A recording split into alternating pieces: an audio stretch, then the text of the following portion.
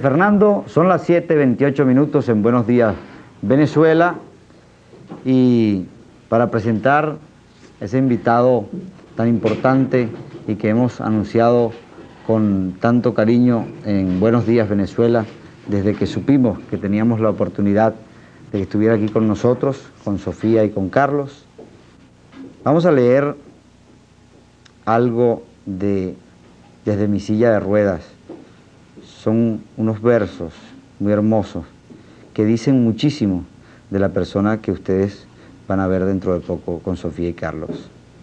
Dicen así: le crecerán alas algún día a mi silla de ruedas. Podré volar sobre los parques alfombrados de niños y violetas. Será mi silla un sueño alado, sin la obsesión enajenante de las rejas, y podré escalar el arco iris y descender por la montaña quieta. Será mi silla un sueño sin pupila, una golondrina metálica sin tierra. Esto es de Armando Valladares, quien está aquí con nosotros, acompañado de Marta, su esposa, de quien también seguramente van a hablar, porque con ella construyó una historia de amor, de esas historias de amor, de esas cosas bellas que solo le pasan a los poetas. Ahí está con ustedes, con Sofía y Carlos, Armando Valladares. Armando, gracias. Realmente es una entrevista demasiado difícil de hacer, porque me la he imaginado tantas veces y pensaba que no se iba a poder hacer. Una de las cosas que piden los presos de conciencia, en el caso de Valladares, es que hablemos de ellos. Aquí, Armando, hemos hablado a saciedad de ti. Tu mujer, esa maravillosa Marta, ha venido aquí al programa y ha hablado con nosotros de ti, pero también de todos los otros presos de conciencia del mundo, no solamente de Cuba, donde hay tanto, donde queda tanto, por los cuales Armando Valladares va a seguir luchando. Pero antes de comenzar a conversar con Armando, yo he tenido la ocasión de hablar de los presos de conciencia. Aquí ha venido Bukowski, ha venido Ubermatus, y la gente tiende a no creer que hay regímenes como el soviético, como el cubano, en donde esas cosas pasan. Hoy Armando Valladares le va a demostrar que sí. Armando Valladares, de sus 40 y tantos, ¿cuántos años tiene? 45, Sofía. 45, 22 los pasó presos. En este libro, si quieres mostrar el libro, en este libro, escrito en la cárcel, Armando Valladares escribió: le crecerán alas algún día a mi silla de ruedas. Eso ocurrió por fin hace 3 meses, después de 22 años de prisión. Armando, ¿cómo sobrevive alguien 22 años de prisión en las condiciones que tú mismo describes en tu libro, y además con una sonrisa? Bueno, Sofía, eso tiene mucho que ver con la actitud interna del hombre. Tú sabes que hay hombres que cuando le quitan el sol, el aire, las estrellas, son capaces de construir dentro de sí mismos mundos a los que nadie tiene acceso, soles inextinguibles y horizontes a los que no pueden ponerse alambradas. Cuando un hombre tiene la satisfacción plena de vivir acorde con sus criterios, toda situación es tolerable. Cuando un hombre cree en Dios, cuando un hombre tiene fe en sus convicciones, cuando un hombre está lleno de amor y de ternura, puede soportarlo todo. Ahora, cuando tú en Francia te bajaste del avión caminando, hubo una propaganda muy intensa en el sentido de que era mentira, que hubieras estado nunca inválido en una silla de ruedas. Y aquí ligeramente ya alguien lo tiene en el aire. Cuenta, ¿por qué pudiste caminar? Sí, ¿por qué no pudiste caminar? Sí. No pude caminar porque durante 46 días me negaron los alimentos. Fue una medida brutal tomada contra mí y mis compañeros con el objetivo de hacernos claudicar en nuestras posiciones y en nuestra actitud de rebeldía dentro de la cárcel. No solamente quedé inválido yo, quedaron 5 más en silla de ruedas. Lo que sucede es que yo soy el más conocido. Todavía hay algunos de estos compañeros míos en silla de ruedas allá en Estados Unidos. Volví a caminar sencillamente porque ellos, que fueron los que me enfermaron, me curaron. Ellos crearon... ¿Se dedicaron a curarte? Sí, por supuesto. Ellos sabían ya con 1 año de antelación que iban a ponerme en libertad, entonces pues prepararon un local allá en la prisión totalmente incomunicado, con las ventanas tapiadas, montaron un gimnasio contiguo a mi habitación y me dieron un tratamiento muy intensivo que a los pocos meses me devolvió a la facultad de caminar. Esto tuvo objetivos propagandísticos. Yo estaba totalmente incomunicado, ni siquiera pude ver jamás a mis compañeros. Es decir, no pude hacer llegar la información de que yo estaba ya recibiendo tratamiento médico. De haberlo podido hacer, pues todos ustedes lo hubieran sabido y ya se hubieran adaptado mentalmente a la idea de que yo lo que estaba, se quería era eso, dar la sorpresa de que me esperaban en silla y yo me aparezco entonces caminando. Pero como yo conozco bien los métodos de mis carceleros, yo había previsto que esto podía suceder y logré sacar de Cuba un juego de copias de los diagnósticos de los especialistas que estuvieron viendo. Es cierto que yo los tengo. ¿Tú los tienes? Sí, yo traje aquí, yo traje aquí una copia. Sí, tú me los trajiste. Sí, incluso hay aquí un informe del Ministerio de Salud Pública de Cuba enviado a Amnistía Internacional en diciembre de 1976, donde el gobierno de Cuba admite... ¿Sí puedo leer lo que está subrayado? Sí, como no, es precisamente lo que admite el... Producto de su actitud, ha participado en varias huelgas de hambre y por ello padece de paresia recuperable de los miembros inferiores y superiores, como consecuencia a una polineuropatía por déficit nutricional. Esta dolencia limita totalmente los movimientos de sus piernas. Ahora, yo quiero decir, porque nadie puede imaginarse, yo me volví a leer, porque es un libro que leo y releo, tu poema Cárcel de Boniato. Tú dices allí la masacre de Boniato. 2 metros de angustia de largo por 1 de tortura. No se ve jamás la luz del sol ni artificial. Puede ser eso, ¿verdad? Cuéntanos lo que pasó en Boniato, en la rebelión de Boniato. Hay celdas así de reducidas y sin luz además. Sí, como no. No solamente en aquel momento, existen todavía y están allí ahora mismo, en este momento, cientos de mis compañeros en una celda tapiada con una plancha de acero o de hierro al fondo. ¿Qué son los tapiados? Sí, se le llama tapiado, por lo menos allá en Boniato, se le llama tapiado a una celda. En la reja de la celda colocan una plancha perfectamente ajustada de hierro. Es decir, es como si fuera una caja de caudales. Es como si fuera un ataúd. Es un ataúd, por así decir. Y la ventana igual. Entra luz. No entra ningún tipo de luz, ni luz del sol, ni luz artificial. Siempre se está allí en penumbras. ¿Tú estuviste tapiado mucho tiempo? Sí, 3 años o 4 estuve yo en esas condiciones. Y algunos de mis compañeros han estado 7 años. Ahora llevan 3 años en esas condiciones, desnudos, sin asistencia médica, sin correspondencia, sin visitas, sin salir jamás de ahí absolutamente a nada. No hay ejercicio en el patio. No, en lo absoluto, no lo sacan jamás de la celda. Se abre un ventanillo en la celda y por ahí entran la bandeja con los alimentos. Antes de hablar de la bandeja de los alimentos, cuéntanos un poco lo que pasó con tu compañero, que tú hablas aquí en el poema, que no me acuerdo el nombre. Sí, Laureano, el diente de Laureano. Bueno, el Laureano tenía un dolor de muelas terrible. Se trató por todos los medios con las autoridades del penal de que le dieran asistencia, de que le extrajeran la muela, de que lo llevaran al dentista, pero había una negativa rotunda porque esto lo harían solo a cambio de concesiones políticas por parte de Laureano. Es decir, para que lo llevaran al médico, Laureano tenía que aceptar el plan de rehabilitación política. Él no lo aceptó. Y no lo aceptó. ¿Qué es el plan de rehabilitación política? El plan de rehabilitación política es sencillamente la aceptación de que el preso está equivocado y que el régimen es el que tiene la razón.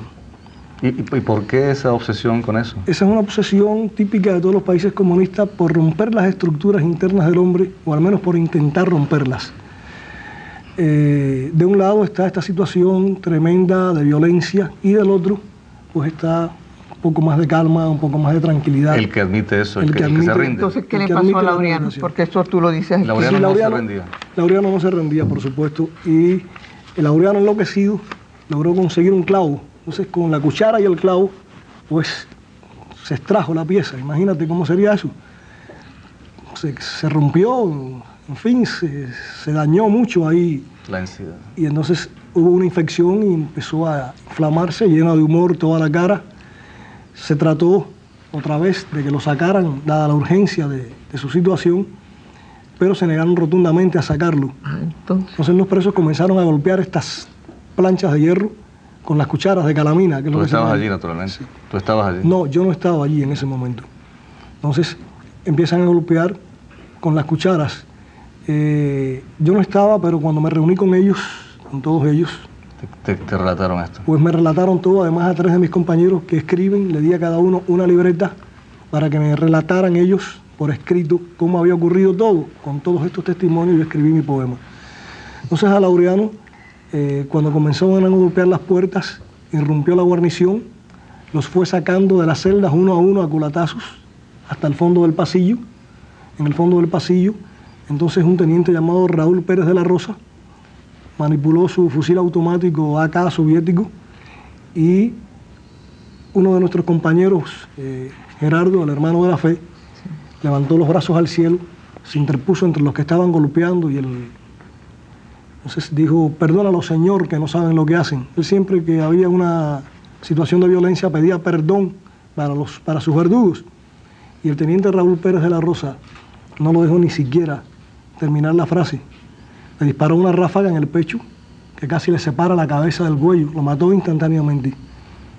Junto a él hay otro de mis compañeros, Enrique Díaz Correa, que trata de inclinarse para que el cadáver no llegue al suelo. Entonces el teniente terminó de vaciar en Enrique el cargador del fusil, le dio 9 balazos. Milagrosamente Enrique salvó la vida, está en este momento en Miami, todavía tiene un plomo alojado cerca de la columna que no han podido operarlo porque es muy riesgosa la operación de extraer el proyectil. Y hay muchos más heridos a consecuencia de esto. Los inválidos, que habían 2 en silla de ruedas. En ese momento allí. En ese momento allí. Los cogieron por los tobillos, los arrancaron de la silla, los llevaron arrastrándolos por todo el pasillo y después bajaron las escaleras arrastrándolos, golpeaban con la cabeza los escalones. Fue una cosa de verdad dantesca. Y el relato de esto está en una forma insuperable en este libro, Desde mi silla de ruedas. En el poema Masacre en la cárcel. Ahora, de fíjate Boniato. una cosa, tú dices que en el poema todo está con rigor científico organizado, solo carbohidratos hervidos, el hambre saca los huesos, va hinchando, se inflaman las piernas. ¿Cómo es ese menú soviético de carbohidratos a los cuales bueno, usted mira, está? para explicarte mejor, allí un grupo de médicos comunistas, de soviéticos, checos, alemanes y cubanos, experimentaron con nosotros para crearnos, para provocar enfermedades carenciales. Es decir, experimentaban con presos en vez de conejillos. Sí. Nosotros éramos para ellos conejillos de como India. los nazis. Exactamente como los nazis. Entonces nos organizaron una dieta compuesta exclusivamente a base de carbohidratos y muy baja en calorías. A veces, tú dices que apenas 900 calorías. Sí, apenas 900 calorías. Teníamos un médico en el grupo que era el que nos orientaba en relación a cómo iban apareciendo estas enfermedades carenciales. Aparecieron brotes de escorbuto generalizados, es decir, de 140 hombres había 90 o 100 con escorbuto. Yo tuve escorbuto, yo tuve pelagra, diagnosticada por los médicos. Entonces, lo más impresionante de esto es que la carencia de proteínas produce unos edemas que se llaman edemas del hambre o edemas nutricionales. Las piernas se ponen así, Sofía. Tú puedes hundir el dedo en la carne y se hunde así hasta aquí como si lo hundieras en arcilla blanda y cuando sacas el dedo queda ahí la huella, queda ahí ese agujero. Cuando había muchos en estas condiciones, los médicos venían por la celda, seleccionaban a los que estaban en condiciones que ellos consideraban más graves y lo llevaban entonces a un cubículo en el hospitalito. No le daban tratamiento.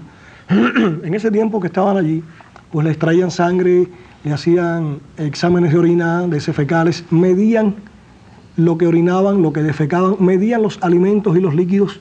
Entonces, cuando estaban 4 o 5 días en estos experimentos, entonces le daban a este paciente muy hinchado, diuréticos masivamente. El hombre estaba 2 o 3 días orinando constantemente.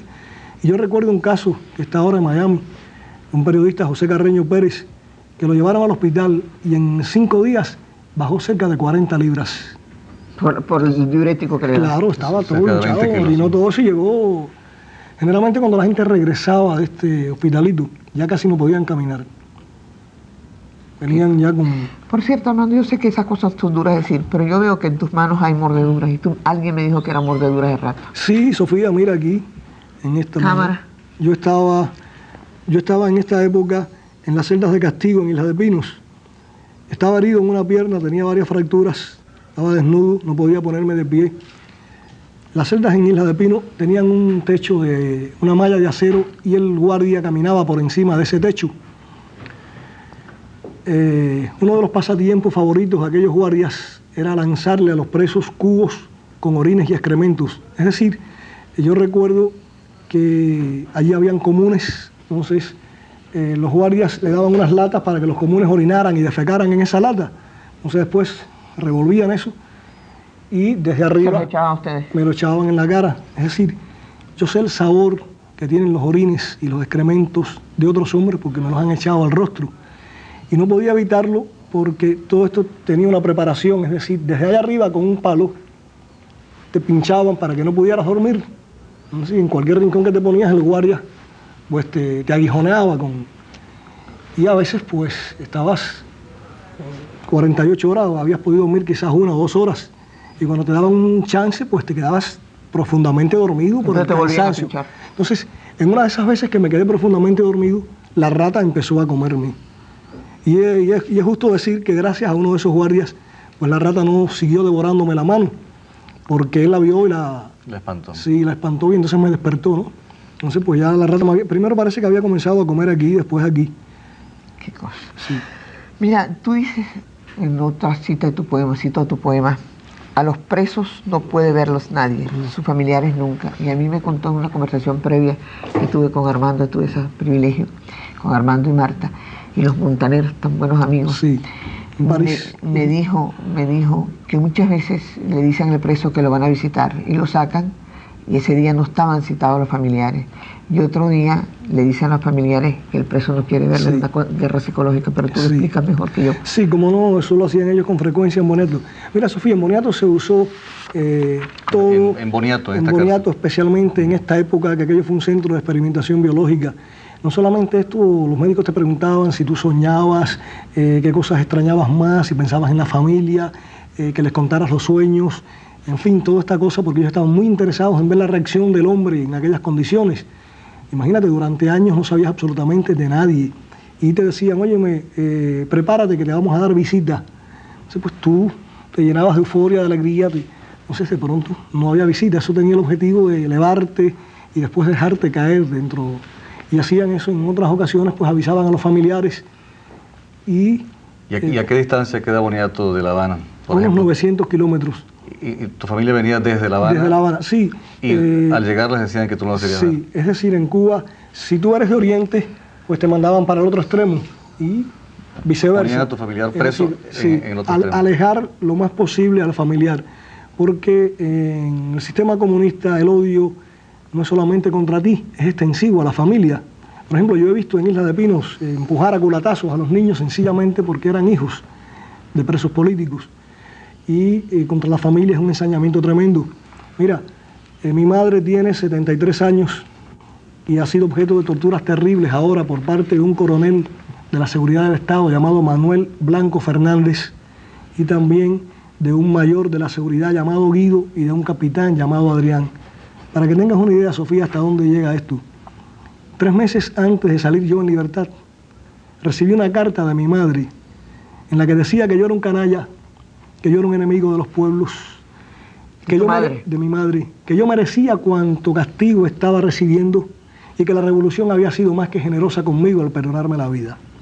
Por supuesto, yo cuando vi esa carta sabía que esa carta la habían obligado a escribirla. Se la dictó la carta el mayor Guido de la seguridad del Estado a instancias del coronel Manuel Blanco Fernández. Después me cuenta mi madre, ahora cuando nos encontramos en Estados Unidos, que ella fue amenazada por el coronel Manuel Blanco Fernández y por este mayor Guido, en el sentido de que si ella no redactaba, no escribía esa carta que ellos le iban a redactar, no iba a salir. No, mi hermana y mi cuñado serían llevados a la cárcel. A mi hermana le enseñaron y a mi cuñado una sentencia condenada a 12 años como si hubiera ya ido a un juicio, no fue nunca a un tribunal. Iban a la casa y le decían que recogiera sus propiedades, que ya la iban a trasladar a la cárcel, y se la llevaban Sofía con sus propiedades a la cárcel y la tenían el día entero allí en la prisión, en las oficinas, y entonces al atardecer le decían, bueno, hubo un trámite ahí que no ha podido hacerse hoy, vamos otra vez a la casa. Por ejemplo, a mi hermana ha sido maltratada físicamente por este coronel Manuel Blanco Fernández a empujones en una ocasión. porque él decía que mi hermana era tan rebelde como yo. Entonces, obligó en una situación a mi hermana a escribirle una carta a Marta, diciéndole que no podía seguir haciendo propaganda, que todo lo que yo estaba diciendo era falso. Y llevaron unos periodistas mexicanos a mi casa también. Entonces mi hermana, con la amenaza de que me metieran a mi cuñado en la cárcel, tuvo que decirle a esos periodistas que cuanto yo decía de la familia y cuanto yo denunciaba en mis libros, que todo eso era falso. Bueno, cosas terribles. Una cosa, Armando, esas condiciones de prisión que tú describiste antes, los tapiados, desnudos. Las tapiadas, porque hay desnudos, mujeres. Tapiadas, sí, también hubo ¿Hay mujeres también presas en esas condiciones? Bueno, en este momento no puedo decirte si hay presas políticas en estas condiciones, pero sí puedo decirte que hubo presas políticas en estas condiciones.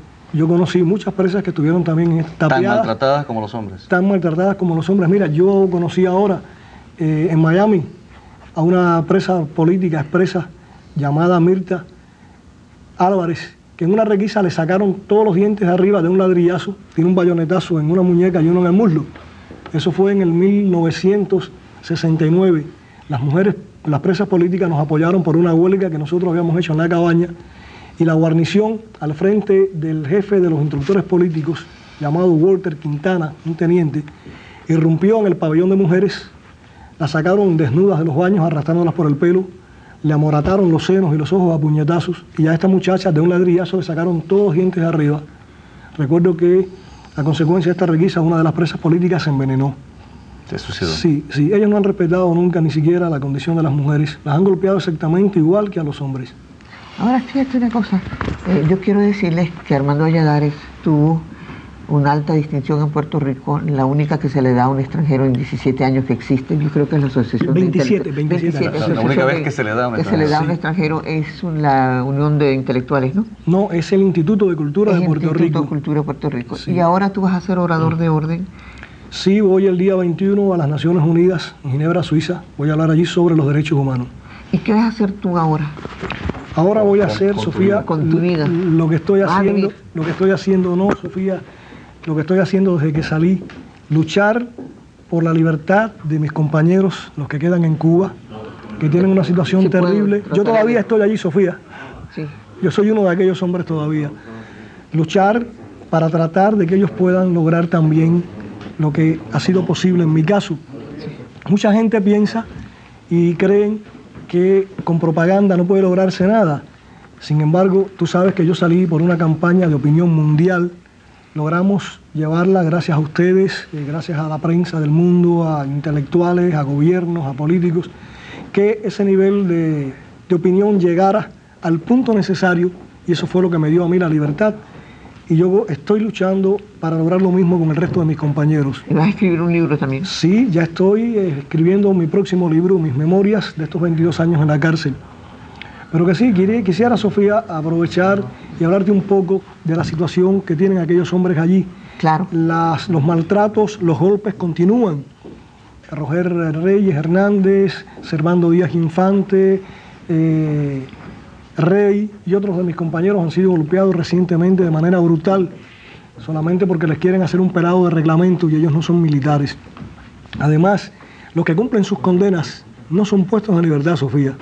Hay decenas de mis compañeros que ya cumplieron las condenas originales y los siguen recondenando nuevamente, porque la única forma que tienen de salir en libertad es doblegándose. Y como no se doblegan, pues siguen en la cárcel indefinidamente. Mira quién Yo sé, no puede haber Armando sin Marta. Claro. Es decir, hay que ver las primeras veces que yo entrevisté a Marta, con esa timidez y con esa seguridad y con esa firmeza y con esa fe cristiana tan grande que tiene Marta.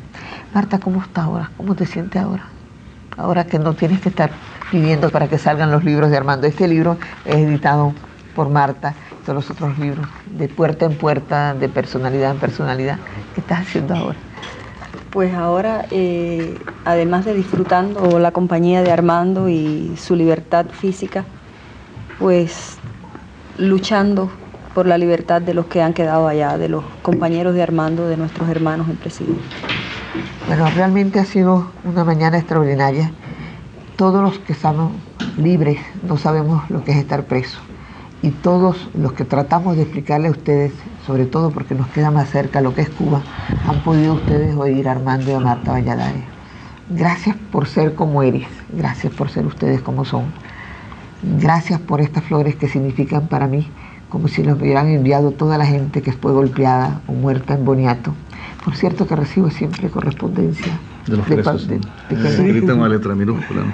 Sí. Y desde luego quédense con nosotros porque enseguida vamos a tener otro importante invitado, Ramiro Abreu, el presidente de los industriales metalúrgicos. Eso dentro de un momento.